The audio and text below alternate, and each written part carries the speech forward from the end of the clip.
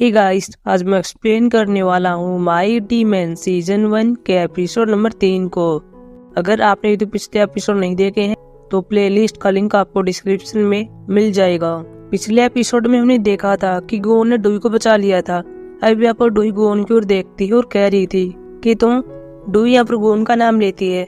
गोन यहाँ पर डुई से कह रहा था कि मेरा कुछ तुम्हारे पास ऐसा है जो कि बहुत ही अनमोल है, तुम्हें रिस्पॉन्सिबल बने रहना होगा। बाद में डुई गोन के कपड़ों पर देखती और कह रही थी कि तुम डॉक्टर के पास जाना चाहिए, लेकिन गोन बाद में डुई के हाथ को छूता है, पूरी घाव ठीक हो जाते हैं।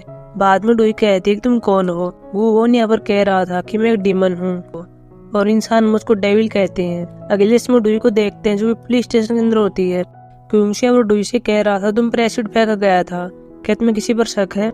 डुई पहले एक सीन याद करती है कि जब मैं रोड के बीच में खड़ी हुई थी तब मैंने वहाँ पर एक न्यूज देख ली थी जो कि ताइजुन के बारे में थी, और ताइजू वही है जो कि डुई से मिलना चाहता था और डुई को कुछ इम्पोर्टेंट बात कहने वाला था। डुई यहाँ पर क्यूशु से कह देती है कि मुझे नहीं पता है, मुझे किसी पर भी शक नहीं है। यहीं पर बाहर हम गोन को देखते हैं जो कि डुई का वेट कर रहा था। यहीं पर एक महिला को देखते हैं जो कि होमलेस होती है, इसका नाम सुख नेओ होता है और ये डुई पर और साथ में गोन पर नजर रखने के लिए आई है।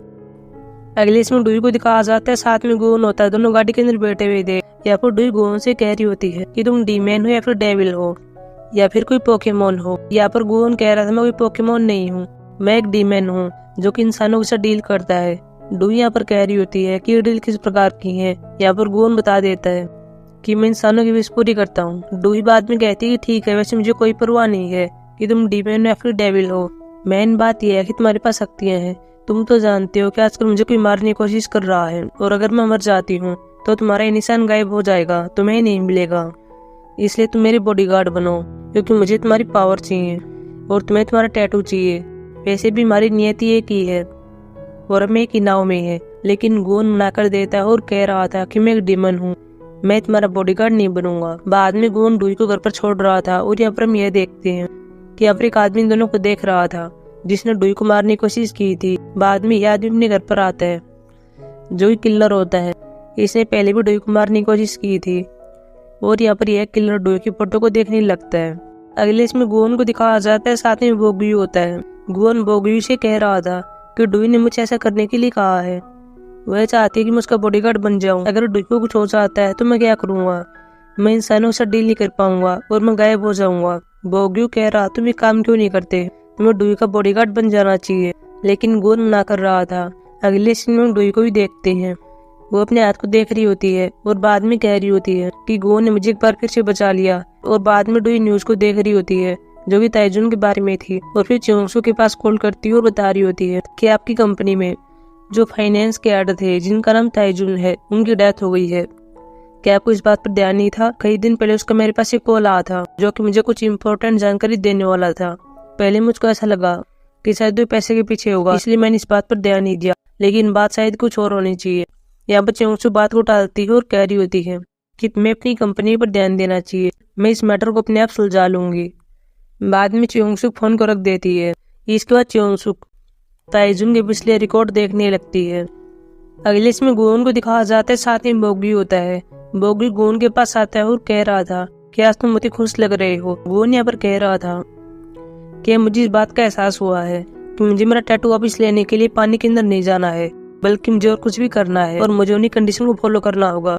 जब मेरा टैटू मेरे हाथ से ट्रांसफर हो गया था कि उस टाइम लोकेशन क्या थी, टेम्परेचर क्या था और वेदर क्या था, इन सब चीजों को मुझे फॉलो करना होगा और बाद में मुझको मेरा टैटू मिल जाएगा। तभी यहाँ पर बोग्यू कह रहा था कि कुछ जलने की स्मेल आ रही है। बाद में वो देख रहा था कि मेरी उंगली जल रही है। तभी यहाँ पर गायन भी आ जाती है और यह भी देखती है कि गोन की उंगली जल रही है। गायन बाद में उंगली पर पानी डालती है और आग को बुझाती है। गोन बाद में कह रहा कि अगर ऐसे चलता रहा तो मैं जल जाऊंगा और बाद में गायब हो जाऊंगा, मुझे कुछ करना ही होगा। बाद में गोन सुबह से डुई के पास कॉल करता है और कह रहा था कि मुझे तुमसे मिलना है। गोन भी अपने साथ वाटर के डिब्बे को लाता है और डुई से बात कर रहा था। डुई यहाँ पर कह रही होती है तुम मुझसे क्या बात करने वाले थे। यहाँ पर गोन कह रहा था मैं तुम्हारा बॉडीगार्ड बनूंगा। डुई यहाँ पर कह रही होती है कि अचानक से पहले तुमने मुझे मना कर दिया था, अब ऐसी कौन सी चीज है जिससे तुम्हारा मन बदल गया है। गोन की फिंगर में आग लग जाती और अपने पीछे पानी में डुबो रहा होता है। डुई यहाँ पर कहती है तुम्हारे पीछे क्या है। गोन बाद में पानी के डिब्बे को लात मारता है, वो डुई के करीब आता है और कह रहा था कि तुमने ही कहा था कि हमारी नियति एक ही है और हम दोनों एक ही नाव पर हैं। अब मैं तुम्हारा बॉडीगार्ड बन जाऊंगा और तुम्हें क्या चाहिए। डूई यहाँ पर कहती है कि ठीक है। इसके बाद गोन डूई को एक बिल्डिंग के ऊपर ले आता है। हालांकि डूई डर रही होती है और कह रही होती है कि मुझे ऊंचाई से डर लगता है, लेकिन गोन ईमान रहा था और कह रहा था कि आसिम आसानी से जान सकता हूँ कि वह इंसान कौन है जिसके साथ मैं डील करने वाला हूँ। बाद में गोन को एक इंसान दिख जाता है और फिर गोन इस इंसान के पास आता है और ये एक महिला होती है जो कि अस्पताल के अंदर होती है और अपनी बेटी के लिए परेशान होती है क्योंकि मरने वाली थी। इसकी बेटी का नाम योनसियो होता है। गोन के साथ यहाँ पर डूई भी होती है। यहाँ पर गोन इस महिला से कह रहा होता है कि मैं अपनी बेटी को बचा सकता हूँ। यह महिला कहती है कि तुम कौन हो। यहाँ पर गोन कह रहा था मैं एक डीमन हूँ, मैं योनसियो को बचा सकता हूँ, लेकिन आपको मेरे साथ एक डील करनी होगी। ये लेकिन यह महिला मानने के लिए तैयार नहीं थी। बाद में गोन डूई का हाथ पकड़ता है और चुटकी बजाता है और यहाँ पर योनसियो ठीक हो जाती है। गोन बाद में इस महिला से कह रहा था ये कंडीशन बहुत ही सिंपल है, आपको 10 साल के बाद नरक में जाना होगा। यह महिला कह रही होती है कि मेरी बेटी ठीक है, अब मुझे किसी बात की परवाह नहीं है, मैं इसके लिए नरक में जाने के लिए तैयार हूँ।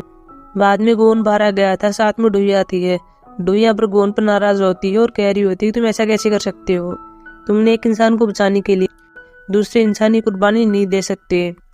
यहाँ पर गोन कह रहा दुनिया में ऐसा ही होता है, कुछ भी फ्री नहीं है। लेकिन डूई यहाँ पर कह रही होती है कि अगर कल को योनसियो को पता चलेगा कि उसकी जान इसलिए बच पाई क्योंकि उसके बदले उसकी माँ की जान चली गई है तो वह कैसा फील करेगी, तुम्हें ऐसा नहीं करना चाहिए था। लेकिन गोन इस बात को मानने के लिए तैयार नहीं है। बाद में डूई कहती है कि मुझे तुम्हारे साथ काम नहीं करना है, मुझे तुम्हारी पावर नहीं चाहिए। बाद में डूई इसलिए जाती है। अगले इसमें च्योंसू को देखते हैं, इसके पास कोई इंसान आया हुआ था, हालांकि इसका चेहरा नहीं दिखाया गया कि ये कौन है। च्योंसू इससे कह रही होती है कि तुमने किसी को मार डाला, तुम्हें ऐसा नहीं करना चाहिए था, तुम्हें इसके लिए भुगतान करना होगा। बाद में इंसान बाहर आता है और बाहर से च्योंसू की ओर देख रहा होता है। अगले इसमें गोन को दिखाया जाता है, साथ में बोग्यू होता है। बोग्यू यहाँ पर गोन से कह रहा था कि मैंने उस दिन के बारे में सब कुछ पता किया जिस दिन तुम्हारी पावर चली गई थी। उस दिन यह मौसम था, यह टेम्परेचर था और यह दिन था, उस दिन फुल मून भी था। गोन यहाँ पर कह रहा था फुल मून। यहाँ पर बोग्यू यहाँ बढ़ता है और कह रहा था कि अब फुल मून 28 दिन के बाद आने वाला है। गोन यहाँ पर कह रहा था कि यह टाइम तो लंबा है। यहाँ पर बोग्यू कहता है कोई बात नहीं, अब तुम डूई के बॉडीगार्ड बन गए हो। लेकिन गोन कह रहा था मैं उसका बॉडीगार्ड नहीं हूँ, उसने मना कर दिया है। बोग्यू यहाँ पर कह रहा था ठीक है तुम दोनों में से लड़ाई हुई है, लेकिन गोन मना कर देता है। अगले इसमें डूई को देखते हैं, साथ में दाजूंग होती है। दाजूंग डूई के पास आती है, इसको हथियार दिखा रही होती है और कह रही होती है कि मैं आपके लिए बहुत जल्दी बॉडीगार्ड के लिए ऑर्डर दे दूंगी। अगले इसमें गोन को देखते हैं, यह सेविंग करवा रहा होता है और डूई की बात को याद कर रहा होता है कि उसने इंसानों के बारे में क्या बात कही थी। और बाद में गोन अस्पताल के अंदर आता है और यहाँ पर योनसियो से मिल रहा होता है और पूछ रहा होता है कि तुम्हारी विश क्या है। यहाँ पर योनसियो कह रही होती है कि मेरी विश कोई नहीं है, लेकिन मैं तो सिर्फ यही चाहती हूँ कि मेरी जैसे मेरे पेरेंट्स को परेशानी न हो। अगले इसमें डूई को फिर से देखते हैं जो कि बिजनेस के लिए जब आई हुई है और यहाँ पर पहले एक केक को देखती है जिसको देखकर इसको गोन की याद आती है। और बाद में यह देखती है कि एक केक योनसियो के लिए था। योनसियो यहीं पर होती है, साथ में इसके पेरेंट्स होते हैं। डूई बाद में इन तीनों को देख रही होती है और यहाँ पर योनसियो के पेरेंट्स योनसियो का बर्थडे मना रहे होते हैं। अगले इसमें डूई को दिखाया जाता है, साथ में दाजूंग होती है। दाजूंग डूई को भी इसके पास ले आती है। बाद में डूई गाड़ी से बाहर निकलती है। यहाँ पर बारिश आ रही होती है, लेकिन तभी गोन छाता लेकर इसके पास आ जाता है। बाद में दोनों एक दूसरे की ओर देख रहे थे। अगले इसमें गोन भी कंपनी के अंदर होता है। यहाँ पर डूई के सभी एम्प्लॉय गोन की ओर देख रहे थे और कह रहे कि यह तो बहुत ही हैंडसम है। अगले इसमें डूई को दिखाया जाता है, साथ में गोन होता है। दोनों गाड़ी के अंदर बैठे हुए थे। गोन डूई से कह रहा होता है कि बॉडीगार्ड बनना बहुत ही आसान है। डूई बाद में गोन से कह रही होती है तुम वापिस क्यों आई। यहाँ पर गोन कह रहा था मैं अकेला बोर हो जाता है इसलिए मैं आया हूँ। बाद में डूई गोन से कहने लगती है कि तुम डीमन कैसे बने, क्या तुम जन्म से ऐसी ही हो और तुम्हारी एज कितनी है। यहाँ पर गोन बता रहा था कि मैं जन्म से ऐसा नहीं हूँ, मैं 200 साल से ऐसा हूँ। डूई बाद में कहती है कि इसका मतलब यह है कि पहले तुम इंसान थे। यहाँ पर गोन हाँ बढ़ता है और बता रहा था गॉड को नरक में किसी की आवश्यकता थी वहाँ पर काम करने के लिए, इसलिए भगवान ने मुझको चुना और मैं डीमन बन गया। यहाँ पर डूई कह रही होती है कि ऐसा नहीं है कि तुम कोई खास हो, तुम घटिया हो। गोन भी बाद में कुछ नहीं बोलता। डूई के पास भी च्योंसू का मैसेज आता है। बाद में डूई च्योंसू के पास फोन करती है, लेकिन च्योंसू फोन नहीं उठाती। बाद में दोनों च्योंसू के पास आते हैं और यहाँ पर डूई यह देखती है कि च्योंसू अकेली बैठी हुई थी। और बाद में जब डूई के पास आती है तो च्योंसू कोई रिएक्ट नहीं करती। डूई यहाँ पर रोने लगती है और च्योंसू से कह रही होती है कि मजाक मत कीजिए, आपको अपनी आंखें खोलनी होंगी। लेकिन च्योंसू आंखें नहीं खोलती। बाद में डूई रोने लगती है और गोन से कह रही होती है कि प्लीज च्योंसू को जिंदा कर दो, मैं तुम्हारे लिए किसी भी कॉन्ट्रैक्ट पर साइन करूंगी। लेकिन गोन कह रहा था मैं ऐसा नहीं कर सकता, इनकी मृत्यु पहले ही हो चुकी है। अगले सीन में हम देखते हैं कि सभी लोग च्योंगसू के फ्यूनरल में आए हुए थे। डुई भी अपने यहाँ पर पास्ट क्वेश्चन को याद करती है कि कैसे डुई मेरे पास पहली बार आई थी जब मेरे पेरेंट्स का फ्यूनरल था। तब मैंने च्योंगसू को पहली बार देखा था, वह मेरे पेरेंट्स के फ्यूनरल में आई हुई थी। वहीं हम फ्यूनरल में देखते हैं स्टूडेंट भी डुई से बात कर रही थी और कह रही थी कि अब तुम्हारे यहाँ पर कुछ भी नहीं है, अब यहाँ पर यह सब सियोकमिन का होने वाला है। वैसे भी तुम्हारी फैमिली से नहीं हो, तुम तो केवल गवार हो और हम जो फैमिली से हैं। अब तुम्हारी यहाँ पर साइड लेने के लिए मेरी माँ भी नहीं है। बाद में प्रस्टिन और जस्टिन कुछ ऐसा कर देते हैं कि एक आदमी के ऊपर शराब गिर जाती है और बाद में सभी लोग हंस रहे होते हैं। डुईबिन की ओर देख रही होती है। गोन भी पीछे खड़ा हुआ था और कह रहा था कि क्या ये कोई फ्यूनरल है या फिर कोई सरप्राइज पार्टी है। यहीं पर हम एक सिक्योरिटी गार्ड को देखते हैं जो कि किलर होता है। वह भी यहाँ पर अंदर आ जाता है और एक कमरे के अंदर जाता है जो कि सीसीटीवी कंट्रोल रूम होता है। अगले से डुई को देखते हैं जो कि च्योंगसू की जगह पर आई हुई थी। तभी यहाँ पर डोक्यूंग आ जाता है जो कि स्मोकिंग कर रहा था। डुई यहाँ पर कह रही हुई थी तुम ऐसा नहीं कर सकते। च्योंगसू को स्मोकिंग से नफरत थी, लेकिन यहाँ पर डोक्यूंग कह रहा था वो यहाँ पर नहीं है, तो मुझे यहाँ पर स्मोकिंग करने से कोई नहीं रोक सकता। वैसे भी ऐसे मेरा बहुत जल्दी हो जाएगा। तभी यहाँ पर गोन भी आ जाता है। डोक्यूंग कह रहा था तुम कौन हो। गोन यहाँ पर कह रहा था कि मैं इसका कोई बीएफ नहीं हूँ, मैं डुई का बॉडीगार्ड हूँ। क्या तुम शराब पीना चाहोगे। यहाँ पर डोक्यूंग यह कह देता है कि तुम दोनों फिट बैठते हो। बाद में बाहर जाने लगता है। तभी गोन डुई का हाथ पकड़ता है और डोक्यूंग ऐसे जाते हुए दरवाजे से टकरा जाता है और बाद में डुई हंसने लगती है। इसके बाद डुई यहाँ पर बैठ जाती है, साथ में गोन भी बैठा हुआ था। डुई भी पहले च्योंगसू के बारे में बात करती है। बाद में गोन डुई से कह रहा था कि लोग फ्यूनरल वाले दिन काले कपड़े पहनते हैं, इसका मतलब तुम जानती हो ऐसा मरे हुए आदमी की आत्मा को रोकने के लिए किया जाता है और साथ में वो आत्मा किसी अपने को पहचान सके। डुई बाद में कहती फिर तो मैंने गलत कपड़े पहने हुए हैं, च्योंगसू मुझको नहीं पहचान पाएगी। बाद में गोन डुई के पास आता है, इसके हाथ में पकड़ता है और फिर डुई के कपड़े चेंज हो जाते हैं और सफेद हो जाते हैं। बाद में गोन कह रहा था कि वो तुम्हें पहचान सकती है। डुई यहाँ पर कह रही होती कि इससे कुछ फर्क नहीं पड़ेगा, वह मेरे पास नहीं आएगी। गोन कह रहा था फिर भी तुम एक मौका दो। बाद में गोन यहाँ चला जाता है। डुई के पास भी एक तितली आ जाती है और अब डुई तितली से बात कर रही होती है और च्योंगसू को थैंक यू कह रही होती है। अगले इसमें च्योंगसू की फैमिली को दिखाया जाता है, साथ में डुई होती है। यहाँ पर सुनन डुई से कह रही होती है तुमने कपड़े क्यों पहने हुए हैं, यहाँ पर कोई पार्टी नहीं चल रही है और वैसे भी तुम यहाँ पर हो ही क्यों, तुम हमारी फैमिली से नहीं हो। यहाँ पर ये कह रहे होते हैं कि कोई बात नहीं है, पुलिस वाले हमसे बात करना चाहते थे इसलिए डुई यहाँ पर है। इसके बाद यहाँ पर च्योंगसू आ जाता है, इनसे बात कर रहा था और च्योंगसू की मृत्यु का कारण पूछ रहा था। या वो सियोकमिन कह रहा था कि उसकी मृत्यु दिल के दौरे के कारण हुई है, लेकिन च्योंगसू कह रहा था कि हमारी रिपोर्ट कुछ और ही बता रही है। वैसे क्या वो कोई पेन किलर लिया करती थी। यहाँ पर शेरा हाँ भरती और कह रही थी कि हाँ उसके घुटने में दर्द रहा करता था। यहाँ पर च्योंगसू कह रहा था कि उस दिन च्योंगसू ने कोई अलग ही मेडिसिन ली थी, उसका नाम यह है, लेकिन डुई यहाँ पर कह रही होती है कि यह पॉसिबल नहीं है, इस मेडिसिन से च्योंगसू को एलर्जी थी। लेकिन च्योंगसू कह रहा था कि उस दिन च्योंगसू ने यही मेडिसिन ली थी। वैसे बात किस किस को पता थी कि इसे च्योंगसू को एलर्जी होती है।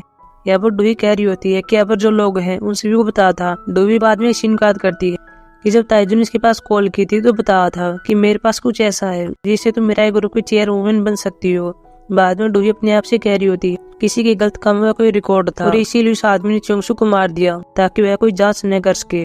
या वो च्योंगसू की फैमिली वाले कह रहे थे कि हम इसको बाहर नहीं बता सकते हैं कि च्योंगसू की डेथ गलत मेडिसिन लेने से हुई है, इससे हमारे स्टॉक डाउन हो जाएंगे, लोग हमारे बारे में कहानियां बनाएंगे और हम ऐसा नहीं चाहते हैं। हमारा मेरा ग्रुप पहले से संकट में है, इसलिए आप लोगों को ये बताइए कि दिल का दौरा ही था। च्योंगसू भी कह देता ही ठीक है। बाद में सब बाहर आते हैं, लेकिन डुइन के साथ आती है और सभी को बता रही होती है कि च्योंगसू की डेथ दिल के दौरे से नहीं हुई है, किसी ने च्योंगसू को गलत मेडिसिन दी थी और उसकी डेथ हो गई। च्योंगसू की फैमिली वाले डुई से कह रहे होते हैं कि तुम कैसी बात कर रही हो, तुम्हें बातें यहाँ पर नहीं करनी चाहिए। सियोकमिन अपने बॉडीगार्ड से कह रहा था कि इसको बाहर ले जाओ, लेकिन गोन डुई के पास आता है, इनको ऐसा नहीं करने देता। अभी यहाँ पर सभी को वसीयत के बारे में बताया जा रहा था और यहाँ पर हम यह देखते हैं कि यहाँ पर यह सभी वसीयत डुई को दी जाती है और सभी चौंक जाते हैं, लेकिन साथ में कंडीशन भी होती है कि यह वसीयत डुई पर डिपेंड करती है। अगर वो 1 साल के अंदर शादी के लिए रजिस्टर कर लेती है तो यह संपत्ति उसकी हो जाएगी। अगर डुई ऐसा नहीं कर पाई तो डुई के पास जो इसका हिस्सा है वो इस फाउंडेशन को दे दिया जाएगा। बाद में डुई भी वसीयत को देख रही होती है। शेरा भी डुई से कह रही होती है कि तुम इसको नहीं लोगी ना। डुई अबरिन से कह रही होती है कि इसके लिए मुझको मारना होगा। डुई बाद में च्योंगसू की फोटो की ओर देखती है और कह रही होती है कि चाहे कुछ भी हो जाए मैं आपके सच को सभी के सामने लाऊंगी कि आपकी डेथ कैसे हुई, इसके लिए चाहे मुझको डिमेन से हाथ मिलाना पड़े। बाद में डुई गोन के पास आती है और कह रही होती है कि मुझसे शादी करो।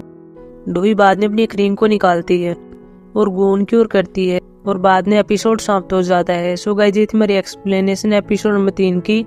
अब हम मिलेंगे एपिसोड नंबर 4 की एक्सप्लेनेशन में, जो कि कल आने वाला है। तब तक